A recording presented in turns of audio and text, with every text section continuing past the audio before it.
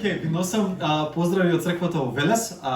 Тие сега моментално имаат исто така да се на богослужба. Ги имаме нивните молитви, нивните благослови. Големи поздрави од таму и ете, мене ми е мило и драго што можам да бидам тука после не знам колку време.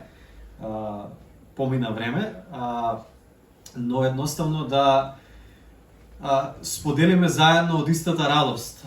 И затоа што верувам дека тоа што тука се случува, тоа што тука вие го правите во Скопје, тоа што ние го правиме во Велес, дека тоа не е посебно нешто, дека тоа не е посебни градови, посебни цркви, туку дека тоа е Царството Божјо.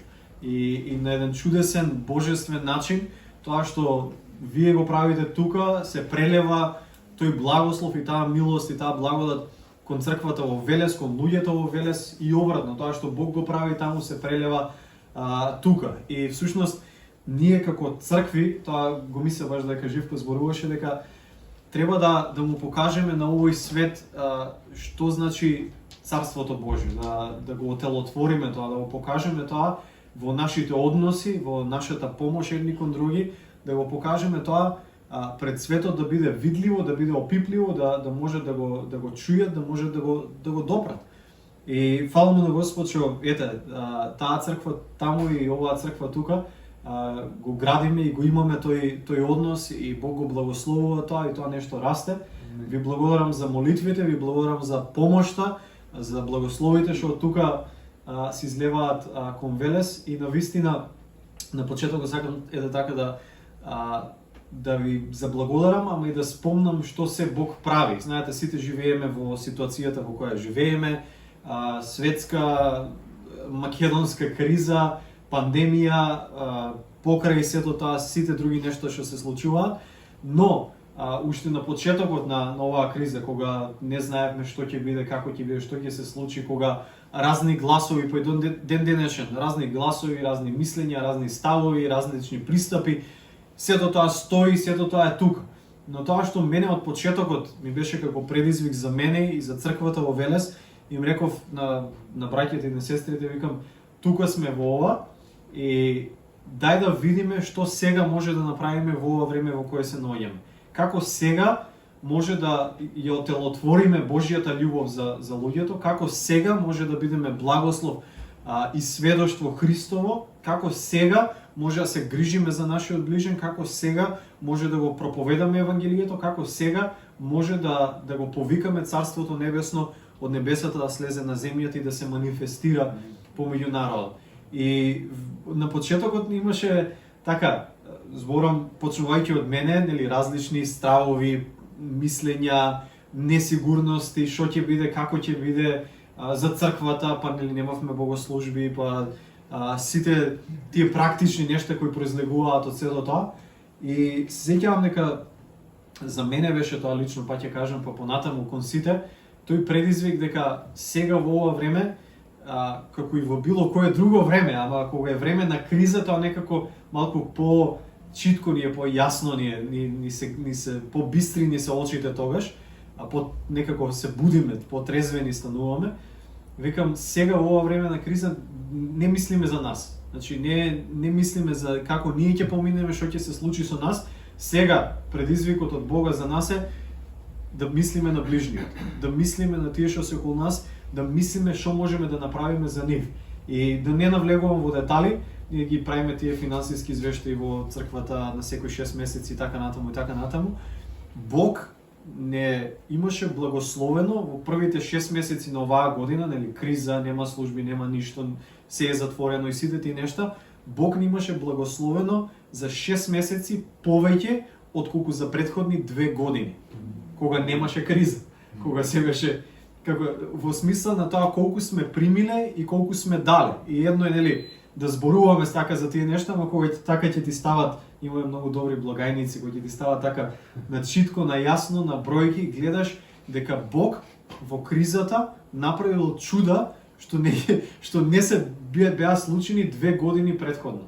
Во поглед на тоа како црквата им служеше на градот, на луѓето, на болниците, на брза помош, на училиштата, на сиромашните, на гладните, не знам, на голите, на босите, на сите луѓе. И Бог буквално овоа време го употреби, ако може така да се изразам, да црквата засветли, да засие. Има еден стих во Исаија 61 глава, кога пророкот Исаија го повикува Ерусалим, што е слика за црквата денес, и вика: стани и светлеј се Ерусалиме. Вика: ете, темнина и мрак ги покрива на народите, ама славата Божја изгрева врз тебе. И вика: ете, народите кои живеат во темнина ќе тргнат кон светлината која изгрева над тебе. И веројатно да не драматизираме премногу, во смисла не живееме во имало и потешки времења од ова што го живееме. И на некои други места ова сега што се случува кај нас е смешка. Таму кај што имаме со Живко во Африка, оваа пандемија, овој вирус е смешка во споредба со вирусите и болестите и чумите што таму владеат постојано. Но кога ета таква темнина ја покрива земјата, кога таква темнина и мрак и страв паѓа врз народот, славата Божја изгрева врз црквата. И тогаш ние имаме прилика, можност како црква да се дигнеме и да засветлиме. И да славата Божја се манифестира врз нас. И знаете што се случува? Луѓето се привлечени од таа светлина. Луѓето се привлечени од таа слава. Не треба да правиме не знам какви евангелизации, какви напори да правиме, да викаме луѓе, да носиме ајде дојди од црква, ајде дојди од црква. Феноменот, тоа што Бог го прави во Велес, е тоа дека луѓе сами доаѓаат во црква, сами доаѓаат и бараат молитва, сами доаѓаод бараат свето писмо, сами доаѓаат да нудат помош и да примат помош. Интересно е тоа дека скоро 90% од сиот тој благослов што Бог го излеа преку луѓе што не доаѓаат на богослужба во недела. Ама едноставно во тоа време луѓето препознаа и видоа каде е славата Божја, каде е светлината. И тие свесно или несвесно се привлечени од тоа нешто. И наше е само да стоиме и да благодариме, речеме: Господи, не ти благодариме за кризата, но ти благодариме за тоа што ти го правиш во кризата. Значи не благодариме за злото, ама благодариме дека Бог од секое зло и во секое зло ќе направи и тоа ќе го изведе на добро за оние кои го љубат и кои се повикани од Него. Така да ја викам, сакам што поскоро да заврши оваа нешто, ама од друга страна не сакам да заврши тоа што Бог го прави во ова нешто. И Бог ќе понатаму ќе си го продолжи тоа на негов чудесен, мудар начин. Но поентата и моето охрабрување, не знаеме што како ќе тера, гледаме големи бројки, големи потреси, потреби што се случуваат моментално и не знаеме што следи во месеците кои се пред нас. Но наше е да ја бараме славата Божја, да го бараме Христос во сите нешта и тој ќе не изведе низ ова, ќе не помине низ ова, и ова ќе помине, ама и ние ќе поминеме низ него. Некој пат Бог ја смирува бурата, а некој пат ја вика помини низ Голијат. Во смисла, некој пат Бог ќе стиши, но некој пат Бог ќе ти даде сила да се избориш да поминеш низ тоа.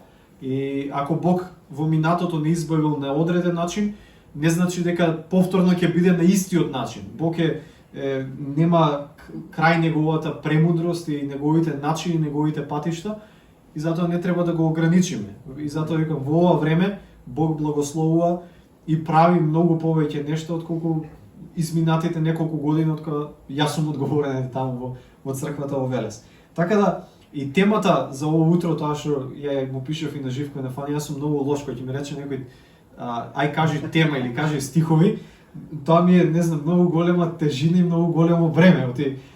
Знам да почнем од едно место, сосема нешто друго да се зборува, но ете темата што ја кажав, се надевам ќе кажам нешто врска со таа тема, е отелотворена љубов. И тоа е еден предизвик, ќе прочитам кратки неколку стихови, но нема да зборувам од таму, знам. Евангелие според Јован, 3 глава, 16 стих, горе-доле сите го знаеме, така. Зашто Бог толку го возлюби светот, што го даде својот единороден син, да секој кој поверува да не загине, но да има вечен живот. Така, Јован 3:16. И сега, прво Јованово 3:16, дали го знаеме. Затоа што Јован 3:16 тоа као Евангелието во мало, но прво Јованово од истиот автор, од истото перо, иста 3 глава и 16 стих излегува еден стих што исто така зборува за Божјата љубов, но е продолжение на ова нешто.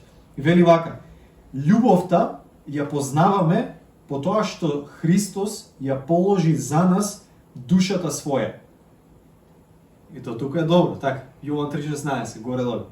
Вика, но и ние сме должни да ги полагаме душите своји за браќата. Ево прво Јованово 3:16. Понатаму продолжува, вели, ако некој има световни блага, па кога ќе го види својот брат во немаштија, да го затвори срцето свое од него, како тогаш ќе може да остане во таков Божјата љубов? Чеда мои, да не се сакаме со зборови или со јазик, туку со дела и вистина. Амин. Ова се силни и моćни зборови.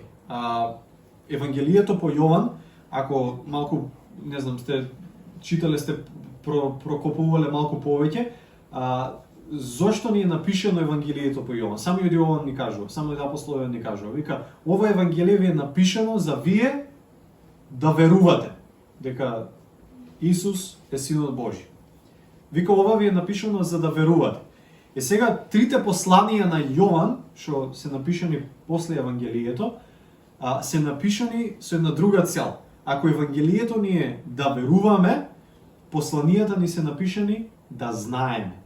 И таа е разликата помеѓу Евангелието на Јован и тоа што јас го велам, кога човек ќе поверува во Евангелието на Јован, после доаѓа до посланијата на Јован, кај што не само веќе верува, туку и знае.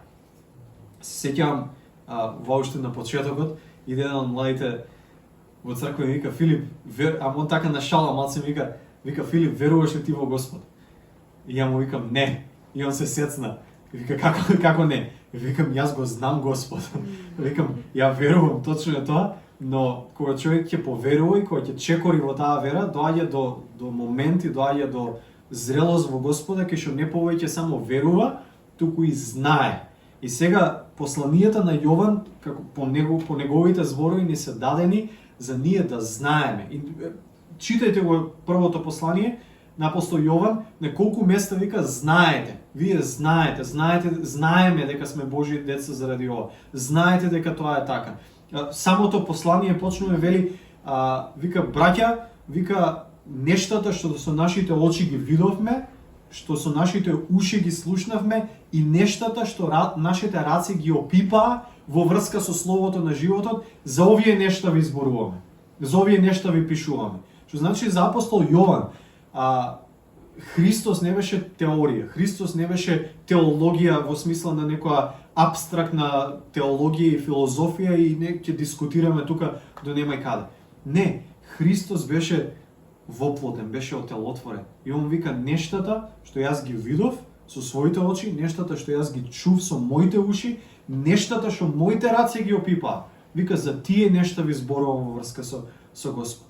Дека ние како христијани, сега, ако сме 20 и кусур века после Христос и апостолите, ние кога му зборуваме на овој народ, кога зборуваме на луѓето, без разлика дали човекот прв пат ќе дојде во црква или се знаете 20 години со него, ние немаме веќе луксус да зборуваме за некој абстрактен Христос. Да зборуваме за црквата и сега, значи сите тие, да не ме свади погрешно, ја сум учел теологија, учам теологија и така натаму и така натаму. Но да не се фатиме во тоа нешто на луѓето да им зборуваме за некој абстрактен Христос. Да им зборуваме за црквата, каква е црквата и каква треба да биде, и црквата е тоа и величествена, ваква и таква, и сите тие нешта што се добри, се вистините, се така. Без да можеме да му речеме на човек дојди и види. Првиот повик, знаете како беше за некој од апостолите? Ќе му каже на некој и вика, заре може нешто добро да излезе од Назарет. Нема шанси. И он знаете што вика? Дојди и види. Самиот Христос вели, дојди и види. И ние сме повикани да го отелотвориме Христос и Евангелието и Божјата љубов во нашите животи. За кога зборуваме за простување, да не биде тоа пишано е. Да, пишано е, ама да ти кажам јас како простив. Да ти кажам како простив на моите родители, како простив на не знам на мојот комшија, како простив на братот, како простив на сестрата, на сопругот, на сопругата, да ти кажам што е простување, да го видиш во мене. Кога зборуваме за љубов, да не биде како што вели тука апостол Јован, да не биде тоа ние да се љубиме на зборови на јазик. Во смисла за на зборови на јазик, ја те сакам, најмногу те сакам на светот. Пус живееме нели у таква земја која после третата ракија најмногу се сакаат, сите се сакаат така.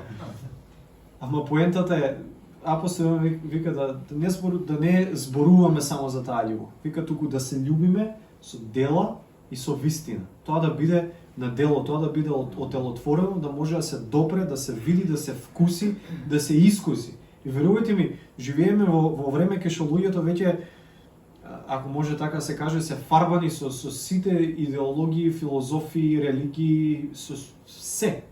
И веќе на луѓето им е смачено само да слушаат за некои работи и како да звучат чудесно, да звучат убаво, милозвучно. Луѓето сакаат да видат, сакаат да допрат, сакаат да го искусат тоа нешто, да го видат Христос. И наше по Божјата милост, по Божјата благодат, да им го покажеме Христос. И на крајот на криштата па и нема нешто послободно и поубаво од тоа. Да го живееш Христос. И да речеш, порано ја кога сум бил помлад, не дека сега сум многу стар, но кога сум бил помлад, 300 дебати, дискусии, вака така.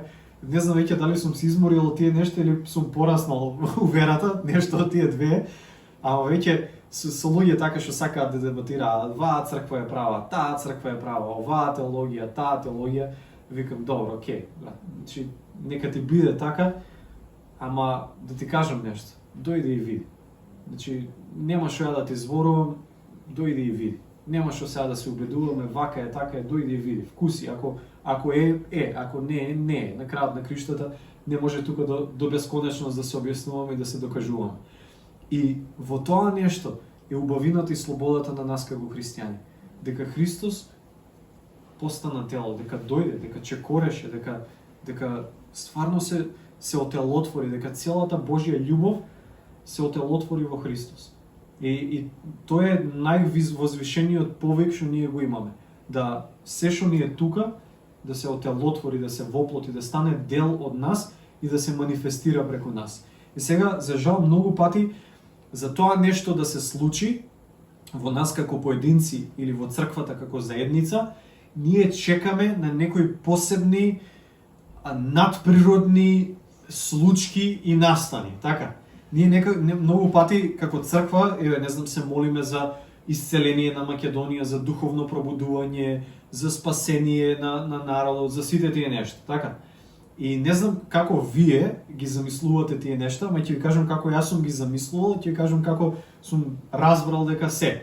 Ние ги замислуваме тие нешта како посебен духовен момент кај што, не знам, ангели ќе се спуштаат, каде што луѓе, не знам, ќе паѓаат во несвест за време на славењето, кај што, не знам, луѓе ќе одат вака по улици и најнаш гром ќе ги мавне од небото и ќе влезат во црква.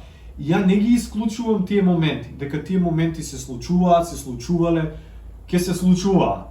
Такви надприродни моменти, затоа што сите ние во нашите животи сме имале таков некој момент, каде што Бог не посетил на посебен начин и сме сватиле Христос е Господ и сме дошле кај Него.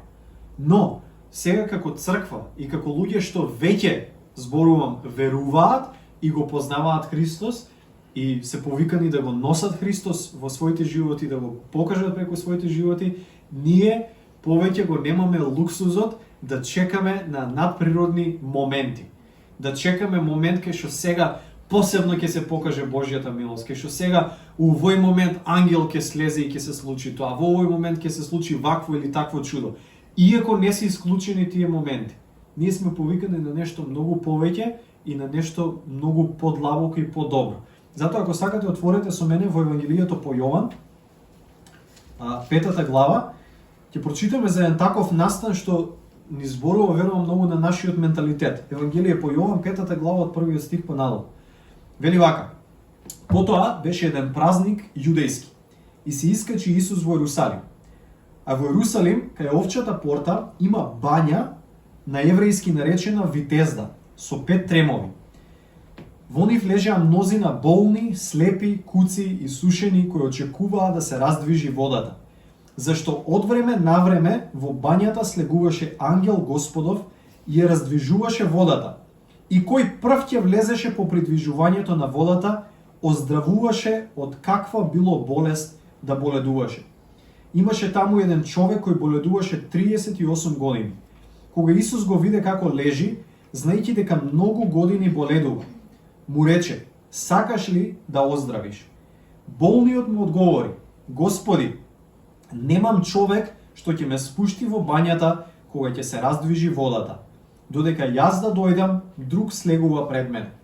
Исус му рече: "Стани, земи ја постелата своја и оди си." И веднаш оздраве човекот, ја зеде постелата своја и одеше. А тој ден беше сабота. Амен. До тука ќе запреме. Ова е една многу богата слика, ама сакам на еден аспект да обрнеме внимание. Значи Исус за некој еврејски празник не се кажува кој оди во Ерусалим. Вика во Ерусалим, кај Ерусалим имало повеќе порти, градот од каде што имало пристап да се влезе. Вика имаше една бања по еврејски наречена Витезда или Бетезда. Тоа значи, преведено на нашки, значи куќа на милоста. Значи има бања што е наречена куќа на милоста. И вика таа бања имала 5 тремови, каде што тие тремови, тие простори, места, како сакате да ги наречеме, биле полни со луѓе кои биле болни од различни болести. Значи имало слепи, имало куци, имало инвалиди, имало луѓе со секакви различни болести. И сите тие луѓе таму седеле, лежеле и чекале. Постојано, секој ден некој од нив таму веројатно престојувале, некој од нив секој ден биле носени таму од, не знам, роднини, пријатели, и сите тие луѓе седеле и чекале во куќата на милост. Овие луѓе чекале посебен надприроден момент. Го чекале моментот каде што се вели тука, од време на време вели, ангел Господов слегуваше и вика, ја допираше водата и водата се раздвижуваше. И во тој момент, кога ангелот Господов слегувал над водата, првиот човек што бил таму и што ќе влезел во таа вода, бивал исцелен. Значи ова нешто се случувало. Јован не ни кажува колку пати се случило тоа, колку долго се случувало тоа, колку често се случувало тоа. Немало одреден датум. Секој, не знам, 25 април слегува ангелот Господов и луѓе. Значи не се знае ништо. Овие луѓе седат и чекаат. Замислете да сме во тоа време и во таква потреба и на такво место, каде што нема болници, нема јавно здравство, нема лек за многу болести, нема, не знам, ортопедски помагала за такви инвалидитети, нема ништо од тоа. Се што на овие луѓе им останува е да чекаат чудо Божјо. Се комплетно безпомошни и поинако. И сите овие луѓе таму чекаат да се случи чудо. И сега, ако се ставиме на нивно место, замислете таму си година, 2, 3, 5, 10 години. И гледаш дека, замислете колку е тоа болен си, нема лек за тебе, освен тоа еден момент од време на време што се случува, не знаеш кога ќе се случи, може да се случи па да не си таму да слезе ангелот Господов, може, како што било случајот со многу луѓе, вика, таман ти да влезеш, некој друг влегол, он се исцелил, ти не си се исцелил. И замислете она исчекувањето, ама у смисла и разочарувањето. Знаеш дека нешто се случува, знаеш дека нешто има шанси да се случи, ама веројатно нема тебе да ти се случи. Така, ова е една слика многу често пати за молитвата и нашата вера. Знаеш дека во одговор на молитва се случуваат работи, така, знаеш дека можеш да очекуваш дека ќе се случат работи, ама од искуство знаеш дека веројатно тебе нема да ти се случат тие работи, така. Сериозно, тоа е постојаната, како да кажем, таа тензија и тоа бреме и таа тежина на нашите неодговорени молитви. Кај што Господ услишува молитва на некој друг, а не твојата. Или интересно, уште повеќе ова зборувам за христијанска зрелост, кај што Бог ги услишува твоите молитви за другите, а твоите молитви за тебе не ги услишува. интересна работа. И ти се носиш со таа твоја потреба, болка, болест, тежина, бреме и постојано се молиш за тоа нешто, не примаш одговор за тоа нешто, се молиш за некој друг, одно битно е. И тоа посебно така за луѓе што се повикани да им служат, сите се повикани да им служат на сите, ама луѓе што се повикани почесто да бидат у контакти со луѓе кои имаат такви потреби, гледаш како Господ се грижи за други, си кажеш Господи, а ја мислам супер што гледам дека му услиша молитвата за него, ама мојата беше пред таа молитва. И сето тоа го носиме. И овие луѓе го носат тоа нешто. Видете, овие луѓе веруваат дека Бог постои. Веруваат дека Бог прави чуда. Веруваат и некои од нив имаат видено чуда како им се случуваат на други. И знаат дека Бог прави чуда. Ама која е поентата? Дали ќе стасам ја до тоа чудо? И вика имаше многу, не знаем дали биле десетици, дали биле стотици луѓе, ама замислете гледката. Значи луѓе болни од секакви болести, со секаков хендикеп, сите таму и чекаат да се случи, ама повеќето од нив знаат дека само тој што ќе слезе прв ќе се исцели. И што се случува? Христос поминува таму и вели таму имаше човек кој боледуваше 38 години.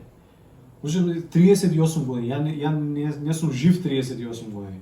Имам уште неколку години до таа бројка. Овој човек толку време бил болен и толку време чекал на неговото чудо, на неговото исцеление, на неговото спасение. 38 години, може да замислите. Кој од нас тука се моли за некоја работа 38 години? Има ли толку долго да сме се молили, да толку долго да чекаме нешто? Овој човек 38 години не може да работи, останува да проси или да живее од милостина на некој да му помага, да го носи таму, да го враќа таму. Човекот бил на постела, на носилка у денешно време бил, или во инвалидска количка. Човеков 38 години седи и чека таму. И Христос доаѓа таму и вели Исус, кога го виде човекот како лежи, знаејќи дека многу години боледува, му вели Исус на човекот: сакаш ли да оздравиш? И еве го сега откровението на нашиот менталитет и на нашето маловерие. Нема да речем неверие, ама маловерие. Многу пати. Знае да биде дел од нас. Исус стои пред него и вика: сакаш ли да оздравиш? Човеков еве што одговара: Господи, фала ти. Ама вака, немам човек, Господи, што ќе ме спушти во бањата која ќе се придвижи водата. А вика, и додека јас да дојдам, да има некој да ми помогне, јас додека стасам, некој друг влегува пред мене. Замислете го овој момент.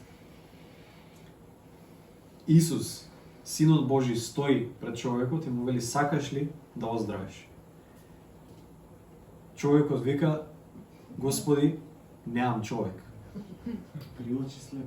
Немам човек, немам кој да ми помогне. Немам кој, па дури и да имам, еве и ти да сакаш, Господи, да ми помогнеш да ме спуштиш во водава, некој друг ќе ме превари, ќе стигне пред мене. Не може. И замислете ова, вие не може вака му се смееме на човеков, Исус стои пред него вака така, како може така. А ова е слика толку многу пати за нас и за нашите животи, за нашето маловерие. Затоа што пред човекот стои Христос, а он вика: немам човек. Пред него стои човекот со големо Ч. Значи човекот стои пред него. Христос, Синот Божи, стои. А човекот вика: немам човек. Немам кој да ми помогне. Колку многу пати Христос стои пред нас и ќе не праша нешто, ќе сака да направи нешто во нашите животи, ќе сака да ни даде нешто, не благослови со нешто и ќе ни рече: сакаш ли тоа да се случи? Сакаш ли да се промениш? Сакаш ли да се ослободиш? Сакаш ли да се исцелиш? Сакаш ли да примиш нешто од мене? Ние викаме: Господи, добра ти е идејата, убаво е тоа нешто, би го сакал тоа нешто, ама немам човек. Така, ние живееме у време кај што може да го сватиме, човек, за да завршиш некоја работа било каде во Македонија, за било што ти треба? Ти треба човек. Така. И многу пати кога се работи за ова нешто, ова зборам за нас како цркви, кога се работи за некој благослов, за нешто што црквата сака да го направи, за нешто што црквата верува дека треба да биде во општеството, ние на кај се запираме. Абе, се тоа убаво, ама немаме човек таму. Така, немаме човек, не знам, во таа институција, на таа позиција, во тоа место. Немам човек, Господи. Значи, убаво е тоа нешто што ти ми го кажуваш, дека е твоја волја, дека е добро да се случи. Ја го сакам тоа, ја го посакувам тоа, Господи, ама немам човек. Колку многу пати, несвесно зборам ова, кога сме примиле од Бога дека нешто е Божја волја да го направиме или да се случи во нас или преку нашите животи, колку многу пати сме се запреле себе си несвесно, сикаш, немам човек таму.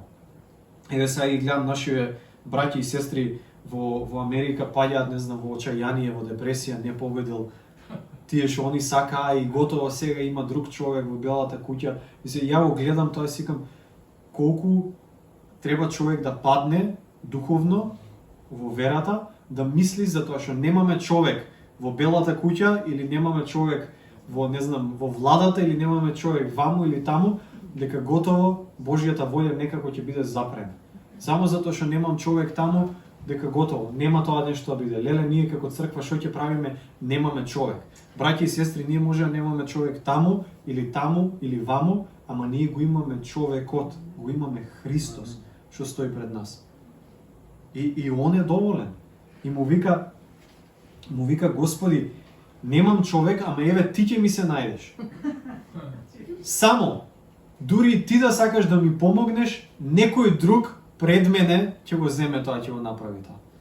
И колку многу пати ние како христијани поединечно, ама и како црква, како заедница сме се запреле на тоа нешто. Викаме, не, некој друг ќе го направи тоа пред нас, некој друг пред нас ќе изгради тоа, ќе благослови тоа, ќе го направи тоа за општеството, ќе го направи тоа во црквата. Не, некој друг ќе биде пред нас. Така, колку пати несвесно се фаќаме во таа замка духовно. Таму сме ние, многу пати. Пред нас и со нас стои Христос. Христос беше тој што го праќаше ангелот, така? Ангелот не слегувал сам по своја волја таму да ја разборичка водата и да донесе исцеление, така? Исус самиот го праќал тој ангел. И колку многу пати ние го имаме Христос со нас и помеѓу нас и ние го чекаме се уште ангелот да дојде. Е тоа е разликата. Ние, браќи и сестри, ова е слика за црквата. Не е слика за светот, ова е слика за црквата. Затоа што куќата на милоста, домот на милоста, денеска, денешната витезда е црквата. Црквата е куќата каде што пребива Божјата милост, домот на милост. Но за жал ние знаеме да западнеме во таа замка, да мислиме или да веруваме, свесно или несвесно па ќе кажам, дека Божјата милост се излева само кога посебно надприродно ангелот ќе слези и ќе направи нешто помеѓу нас. Така? И ние буквално седиме, стоиме, не знам што правиме. Лежиме, чекаме нешто да се случи. Многу пати како црква може да влеземе во таа духовна летаргија и ние чекаме. Што правите? Ние се молиме и чекаме ангелот од небото да слезе и да се случи тоа чудо, да се случи тоа исцеление, да се направи таа работа, да бидне таа работа.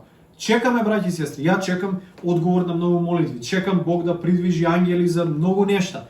Ама која е поентата? Браќи и сестри, ние живееме во куќата на милоста. И тој што ги праќа тие ангели, тој живее со нас, тој е пред нас, тој е помеѓу нас. Значи ние не ги чекаме ангелите. Ние треба да го гледаме и да го бараме Христос. Ако тој е помеѓу нас и ако е тој кој владее и над водата и тој го прави исцелението и во водата и било каде и тој го праќа ангелот, тогаш зошто да се запираме себе си во нашата вера, во нашата смелост, во нашата радост многу пати заради овие нешто? Затоа што чекаме посебен момент, чекаме нешто вау да се случи, тогаш луѓе, не знам, да тргнат, да се спасуваат, да се исцелуваат. Не, Спасителот е помеѓу нас. Христос е помеѓу нас. Нема што да чекаме, нема кој друг да чекаме освен Христос. Не знам, ние како христијани, па еве сега и со последниве светски случувања, и цело време нели антихристот еве го дојде, овое, тоа светска влада, сите тие нешто, окей. Браќи и сестри, ние не го чекаме антихристот да дојде, ние го чекаме Христос да дојде. Така, нашето исчекување, нашата вера и нашата надеж не треба да бидат ниту во времињата, во знаците на времињата, во Антихристот, во лажните пророци, во тие нешта. Не, ние го чекаме Христос да се појави. Сите овие нешта биле и ќе бидат.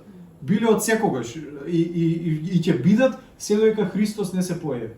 И затоа во времето во кое ние живееме, имаме таа привилегија, Христос доаѓа, он доаѓа. Негова иницијатива е се што се случува. Нема ние да мислите дека ние сме смислиле нешто ново и ние сме нас ни текнале не знам какви нешта сега да правиме и да измислуваме топла вода. Не, Христос доаѓа и неговото прашање од секогаш е: сакаш ли да оздравиш? Сакаш ли да оздравиш? Сакаш ли да бидеш исцелен? Сакаш ли да бидеш спасен? Сакаш ли да се промениш? Сакаш ли да се преобразиш? Сакаш ли? Сакаш ли? Колку едноставно нешто. Од секој пат на Исус прашањето било: сакаш ли? Сакаш ли? Ако сакаш, тука сум. А ние знаете како викаме: Господи, сакаме, ама нема да може. И му даваме на Христос, му даваме причини зошто тоа не може да биде. Кога тој самиот стои пред нас. И Христос го гледа така интересна работа. Не му објаснува на човекот што е, како е, зошто е. Сега ние имаме привилегијата да го читаме ова и ние да објаснуваме. Но тој човек не му објаснува што е, како е. Му вика сакаш ли? Ама Господи, не можам вака, така сите тие нешта. Исус само вели: стани, земи ја постелата своја и оди. И ова е Христос му дава заповед, ако така сакате. Му вели: слушај, доволно чекаше, доволно лежеше, доволно не знам, наоѓаше причини зошто да не биде и зошто не може тоа да биде, зошто ти нема да примиш чудо, некој друг ќе прими чудо, зошто ќе се останеш ти таков како што си во таа ситуација како што си. Доста беше тоа. Се наоѓаш во куќата на милоста, а пред тебе стои Господ на милоста. Стани и оди. И со тие зборови на Христос, овој човек беше исцелен. Тие зборови на Христос буквално го исцелија човекот што пред тоа беше хендикепиран, го крена на нозе. Стани, земи ја постелата своја и оди си. И пишува дека човеков беше исцелен. Многу пати за нас се можеби не телесно, моментално, но многу пати духовно и во нашата душа кога се наталожени такви разочарувања. Знаете што најмногу не убива нас како христијани? Има еден стих во пословици кај што вели: одложената надеж го разболува срцето. У смисла ти се надеваш на нешто, сега ќе биде, сега ќе биде, сега ќе биде, и не ти се убива надежта, туку ти се одложува. Ќе биде, ама не сега. И по некој време сега се надеваш, и па се одложува надежта, и се одложува до недогледно време, и вели одложената надеж, одложувањето на надежта, што ќе биде понатаму, ќе биде понатаму, за човеков 38 години понатаму, он уште има надеж, ама исто како да ја нема. Како он уште вика: сакам да се исцелам, сакам да тоа, ама нема да биде. Имавме еден брат у црквата, он не живее веќе во Македонија, вика: ја така по природа сум по оптимист, не знам како го кажам тоа, по така, ќе биде сите тие нешта. И братов, а он па така по песимист, вика: Филип, вика, знаеш ли што е песимист? Викам: знам. И вика: песимист е оптимист со искуство, вика. Вика: човек што бил оптимист, ама искусил многу неубави работи и станал песимист. И за жал, видите, ние се смееме на тоа, ама за жал, ние може да кажеме што е неверник. И ќе речеме: неверник е човек што не верува. Не. Неверник знае да биде човек што долго верувал, ама не ги видел нештата, предметот на својата вера како се остварува. И тоа знае да биде неверник. У смисла вика: ја верувам, да, верувам, ама не верувам дека ќе биде. Не верувам дека ќе се случи. Ја верувам еден ден ќе се случи, ама не верувам дека сега. Иако Господ може да стои пред тебе и да ти вика: сакаш ли тоа да биде? Ти кажеш: Господи, сакам, како не се знаеш колку си е молено за тоа. И многу пати одговорот на нашите молитви не можеме да го препознаеме заради таа одложена надеж, заради таа тага, затоа што срцето ни се разболело. Ние сега зборам за црквата во Велес, да не генерализирам.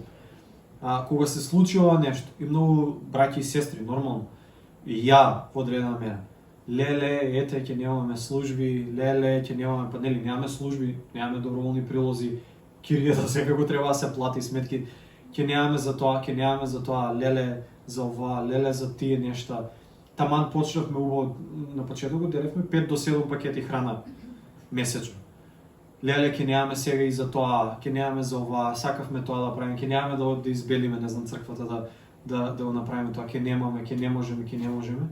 И викам, чекайте, браќи и сестри. Можно ли е Господ да ги одговора нашите молитви и тој да е сега помеѓу нас на еден толку чудесен и посебен начин, а ние да не може да го препознаеме само затоа што нашите надежи биле разочарани, само затоа што нашите надежи не се оствариле така како што ние сме замислували, или начинот на кој ние сме очекувале Господ да направи некој нешто. Можеби, можно ли е, ја викам можно ли, не тврдам ништо, можно ли е пробудата духовна за која толку време сме се молеле и толку време сме очекувале Господ да ја дава сега, во ова време, во оваа криза, на ваков начин? Можно ли? Можно е. Затоа што Христос секогаш доаѓа на начин на кој ние не го очекуваме. Христос доаѓа и прави нешта на начини кога за нас, човечки гледано, кога ние сме најслаби, кога сме најнемоќни, кога сме најисплашени, кога сме најразочарани, кога сме најпаднати духовно. Сега, ја зборувам за мене, знам, вие го имате пастор Живко тука, и вие сте јаки. Ама знаете што се случува? Во такви моменти на човечка слабост, Христос се покажува силен. Во нашата слабост, тој се покажува моќен. Знаете што ми се случи? Имаше еден период, не сега, имаше еден период пред некое време, кога бев, јас лично зборам, како пастор, како што ти ја знам, сите тие нешта што идат со тоа нешто, бев толку паднат духовно. В смисла, Бог не го чувствуваш на километри од тебе. Значи, славиш, проповедаш, правиш што правиш, ама Бог како да се скрил, како да не постои. Значи, секакви мисли ти идат од главата. Такво, еден тежок, депресивен, меланхоличен период кај што си кажеш, Господе, ова ќе има ли крај? Кај си, Господе? Значи, викам, се чувствувам како лицемер, ја треба да заставам да проповедам на луѓето, а ја не те осеќам кај си. И знаете што се случи? Господ, тоа е Божја работа. Бог ги допушта тие периоди. Траеше одредено време. И викам, не, ова нема надеж, ова нема, кај е Бог, го нема Бог. И знаете Бог како ми проговори? Не е дојде он мене да ми, не знам, да се почувствувам ја некако, да ја не знам што, ангел да видам да ми проговори глас, сите тие нешта. Дојде еден дечко од црквата, вака преку неделата седиме, со маки, со проблеми, со тешкоти, зборувам со него. И сега зборувам тоа што знам дека е вистина, ама тоа што не чувствувам јас дека е вистина во тој момент. Јас знам дека е вистина затоа што сум го поверувал, сум го искусил тоа, ама моментално тоа ми е што ти ја знам. Изборуваме со дечко едно време, он ми вика вака, вика брат, вика, седам со тебе цело време дека збориш, вика, чувствувам такво Божјо присуство, вика, таква Божја благодат, вика, таков мир, вика, што јас сега знам дека секи биде добро, вика. Знам дека Бог е тука, ова што ми го зборуваш, знаеш, вика, како се чувствувам цело време, вика, значи, ова е неверојатно. А јас седам, ја ништо не чувствувам, ја у минус сум духовно, ако може така се каже. И мене ми доаѓаат солзи, Бог ми проговорува дека во мојата слабост, дека тој се манифестира. Не треба, не знам како се чувствувам, вака и така, и сега, за да можам таа благодат Божја да се излее преку мене. Дека не е тоа, не зависи од мене, дека не зависи од колку е паметен, добар, фин Филип, туку тоа зависи од Божјото присуство, од Божјиот дух. И му викам, брат, извини, до веце само отидам и одам да плачам ја. И сега не му кажав него. Ама зошто? Затоа што Бог има такви моменти, ни се објавува, ни вика дека тој е помеѓу нас, дека не остава, не напушта, дека Бог не може да се откаже од нас. Вика, ако ние не сме верни, што и он не е верен. Не, вика, он останува верен затоа што самиот себе не може да се одрече. Значи, Божјата верност према нас не зависи од нашата верност, од тоа колку ние сме добри, паметни, убави, колку нешта сме направили. Не, Бог е верен затоа што Бог е верен. И крај, точка. Дали ние сме верени или не сме, тоа има реперкусии по нас, знае да има, по нашите животи, по нашите односи и така натаму и така натаму. Ама у поглед на Божјата верност и Божјата љубов, тоа е завршена приказна, запечатено е со крвта Христова на крстот и со воскресението Христово, нема назад. Разбирате, Бог не може да се премисли во поглед на мене и во поглед на тебе. Бог те љуби. Крај. Не може да се премисли. Ти може да не ја прифатиш таа љубов, може да не веруваш во таа љубов, може да не ја сакаш таа љубов, може да мислиш да имаш погрешно разбирање за таа љубов. Ама таа љубов е запечатена еднаш за секогаш и завршена работа. Не може Бог да се премисли. И затоа ние кои сме црквата, кои живееме и кои сме куќата на милоста, да не чекаме дека Бог ќе прати ангели, Бог ќе направи вакво нешто, треба да се разбуричка водата, треба да се случи тоа, треба да се случи тоа, треба да имаме човек таму, треба да ни помогне тој за тоа. Браќи и сестри, го имаме ли Христос? Дали Христос е помеѓу нас? Е првото и последното прашање. Ако тој е помеѓу нас, тој е човекот што ни треба, тој е и ангелот што ни треба, тој е помошта што ни треба, тој е исцелението што ни треба, тој е спасението што ни треба. Христос е се. И нема надвор од него, нема ништо друго. Настрана од Христос ли овој ангелот своеволно правеше нешто? Надвор од Христос ли водата се буричкаше за луѓе да биваат исцелени? Тоа исцеление не беше надвор од Христос, Христос го правеше тоа исцеление. Разбирате? И затоа ние, очекувајќи вакво нешто, такво нешто, ваков одговор, таков човек на тоа место, ваков ангел, ваква случка, ваков настан, да не испуштиме тоа што Христос сака сега да направи со нас и помеѓу нас. Да не го испуштиме тој момент, затоа што се повеќе и повеќе гледам. Јас зборам лично за никој друг, не сакам да наметнувам и да генерализирам. Дека јас лично многу пати сум чекал и сум се потпирал на тие нешта. Аха, чекај сега, треба тоа да се случи, треба тоа, треба вакво чудо, треба овој човек да се јави, да помогне, треба и сите тие нешта. И на крајот викам, Господи, чекај, ја на кого чекам, ја на кого се надевам. И на крајот на криштата, ја чија волја сакам да ја исполнам. Ако јас сакам моја волја да исполнам и мој нешто да си правам, мои планови да си остварам, нормално, ми треба човек, ми треба помош, ми треба ангел да слезе, ми треба тоа, ми треба тоа. Ама ако сакам Божјата волја да ја исполнам, единствено ми е потребен Христос. Знаете зошто? Затоа што зборот од неговата уста во себе ја содржи сета сила и надприродна чудесна моќ што е потребна за тоа нешто да биде. И Христос вели, сакаш ли тоа да биде? И ако рече само, сакам Господи, сакам, нека ми биде по Твоите зборови, нека биде тоа во мене, нека биде таа промена, трансформација, нека биде Господи тоа во мене, нека биде и преку мене. И Христос вели, стани. И многу пати, браќи и сестри, тоа е единствениот збор што треба да чуеме. Кога сме залежани, улежани со секакви изговори, со секакви разочарувања, што сите ние ги носиме и ги имаме. Можеби зборот што треба да чуеме од Христос е, стани. Стани и земи си ја постелата. Исус интересно вика, знаете зошто? Оти нема повеќе да лежиш. Исус му вика, стани, земи си тоа постелата, носилката на која лежал, земи си ја, оти веќе нема да ти треба тоа. А ние знаете што правиме? Господ ника, стани, викам, окей, Господи, ќе направиме тоа, ама ова ни е план Б. У случај, ова нека стои, за секој случај, за црни дани, за тоа. И знаете, ја прочитав, некој имаше вика, ако чуваш нешто за црни денови, црните денови ќе дојдат. Во смисла, ти ги чуваш за тоа и за тоа ќе ги потрошиш. И за тоа ќе ги дадеш тие нешто. Ако ја чуваш постелата, за секој случај ќе дојде момент кој ќе ти треба постелата. Ама човекот што станал да тргне да го следи Христос, во суштина, секој што тргнал по Христос, што се крстил во Христос, сега беше баш тоа ми е свежо, од крштевањето, значи човекот што тргнал по Христос исповеда, ја не се враќам назад. Нема ми треба постелата, нема да се враќам тука, нема ми треба ова, не чекам сега човек друг, не чекам друго исцеление. Зошто? Затоа што исцелителот, спасителот дојде кај мене. И повикот за нас како црква е баш тоа. Ни вика, стани. Стани. Ама Господи, што да правам? Господ вика, стани, исправи се.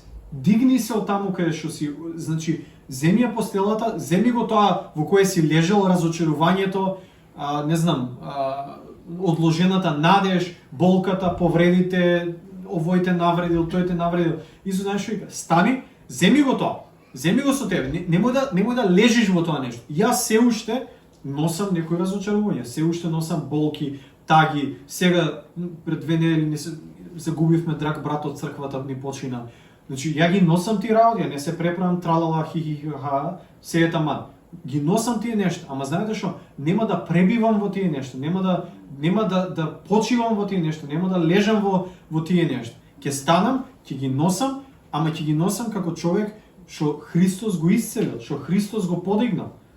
Разбирате, инаку сите ќе носиме секакви нешта, ама многу важен момент во ова нешто е тие нешта да не бидат нашиот одмор, да не бидат нашето почивалиште, да не биде тоа местото кај што повторно ќе ја ставиш главата, кај што ќе оставиш умот и срцето. Не, Христос вели во духот, во душата наша вели стани и оди. Земи го тоа нешто, ама знаете што, тоа нешто ќе биде сведоштво за другите луѓе. Што беше постелата? Исус можеше да рече остави постелата, не се враќаш тука. Зошто му рече стани и земи ја постелата? Оти овој човек, ако читаме понатаму, не знам како имаме време, тука ми беше кажано 20 минути, па ми кажа грешка. Викам добро. На тоа грешка од мината да немам, така да алелуја.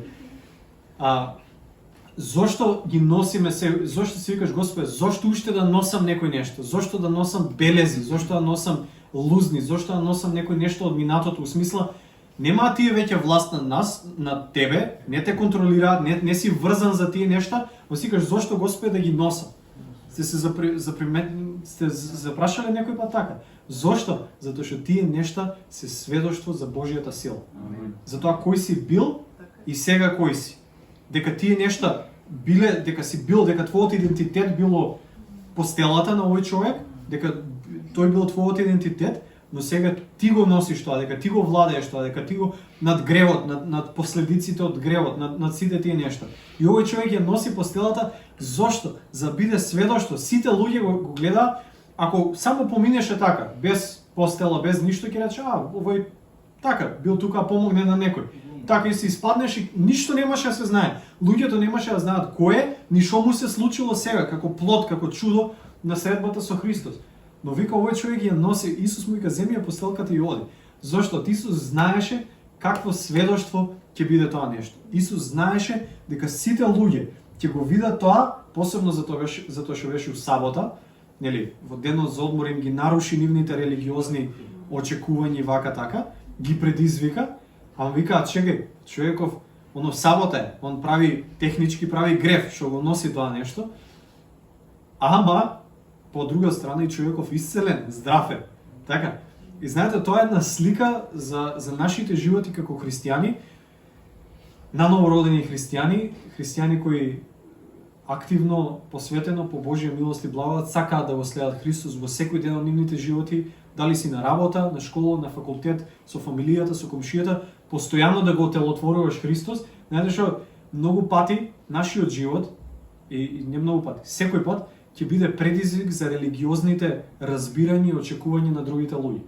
Ќе речеш, чекај бе, ти не смееш тоа да го правиш, не смееш вака да правиш, не смееш така да правиш, не смееш тоа да го носиш, не смееш вака да изгледаш, не смееш вака тоа, сите тие нешта.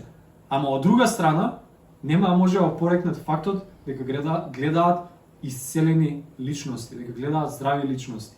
И тоа е парадоксот на христијанскиот живот. Од една страна знаат кои сме биле, од друга страна знаат кои сме. Ама тие две нешта, носилката е допир помеѓу старото и новото, што ние сите носиме некои такви работи. Сите имаме некои такви нешта во нашите животи. И тоа е окей. Тоа е сведоштво за нив. Значи Господ може да си викам, Господи, зошто бе не ме ослободиш од некои од тие работи, од минатото? Не зборувам за гревови, не зборувам за такви нешта. Зборувам за такви белези што сами по себе не се лоши. Сигурно зошто не ме ослободиш? И прво ја да не заборавам, а второ и другите да можат да видат. Така, ја можам да речем, Господи, сакам скроз се да биде тргнато, се да нема. А Господи вика, не, тоа ќе биде белег дека си се сретнал со мене. И за крај ќе завршам со еден пример од Стариот Завет ќе ви текне. Човекот што се бореше со Бога. Јаков, така, Јаков измамникот, Јаков преварантот, или на македонски кажано Јаков, човекот што се снашол. Значи, така, кај нас нема веќе превара, нема измама, снаоѓање, значи снаодливиот, Јаков снаодливиот. И сега нема да навлегувам таа во целата негова приказна, но Јаков имаше еден момент кога се сретна со Бога, кога се бореше со Бога, така, кога мораше Јаков да се одлучи дали ќе биде Израел, дали ќе биде принц Божи или ќе остане преварант. Ќе остане не преварант, он Јаков беше снаодлив човек, вистина беше снаодлив човек. Кој ќе биде? И во целата таа борба со Бога што имаше во таа ноќ, каде што буквално се случуваше тоа наново раѓање на Јаков, каде што таа духовна внатрешна борба се одвиваше и Јаков мораше да се соочи самиот со себе. Кога Господ му рече како се викаш, кога праша, он мораше да се соочи со неговиот идентитет дека јас се викам Јаков, што значи измамник, што значи тоа, мораше да се соочи со тоа нешто за Бог да му даде нов идентитет, нова природа, да му даде ново име, да се нарече Израел. Ама од таа борба, вели, на крајот од борбата, на крајот од тоа нешто, Бог што направи? Вика, го допре бедрото на му исчеши ногата и вика, од таа борба Јаков излезе и куцаше, кривеше. И до крајот на неговиот живот Јаков мораше се потпира и да оди со стап, со помагал. И сите да знаат, и сите да гледаат дека човеков се промени нешто во него, ама еве го и криви. И еве го нешто стварно се промени. И ако читате, тоа е цела проповед само по себе. Во посланието на евреите, кај што се зборува за хероите на верата и нивните дела, кој како се покажал, се докажал во верата, што вели за Јаков, како Јаков ја покаже својата вера на крајот. Вика, Јаков го обожаваше Бога, потпирајќи се на својот стап. Тоа не е тука случајно кажано дека само така се потпрал и го славел Бога. Не, Јаков беше бележен на водници. Јаков кривеше и до последниот момент, таа средба што имаше со Бога, тој момент каде што Јаков се исцели, се промени, кај што доби нова природа и ново име, во тој момент нешто му се случи и тој носеше белег што ќе му сведочи него, ама и на сите луѓе околу него за промената, кој бил и кој е сега. Така да не знам кои се тие белези, тоа може да е нешто од минатото, може некој разочарување, некоја болка, некое бреме што се уште го носиме. Ама поентата е Христос не вели стани. Стани и оди. Ни дава да бидеме во куќата на милоста, ни дава да ја носиме таа милост и браќи и сестри, само ако чекориме, ќе може да отелотвориме таа љубов. Само чекорејќи со сите нешта што ни припаѓаат, што ги носиме, што ги имаме, само така ја отелотворуваме нашата љубов. Христос чекореше со крстот. Го износи до Голгота. Чекореше со тој крст. Не чекаше да го однесат некој таму, тој самиот отиде до Голгота. Така и за нашиот живот. Ако ние сакаме да ја отелотвориме таа љубов, ни треба да станеме и да зачекориме. Болно ли е, предизвикувачки, страшно, неизвестно, сето тоа стои. Ама да не заборавиме дека ние не очекаме ниту ангелот, ниту човек да ни помогне, пред нас стои Христос, Синот Божи, и неговиот збор е сета сила што ни е потребна за да не крене, да не спаси, да не исцели, да не обнови и да не направи носители на таа благодат и на тоа Божје присуство.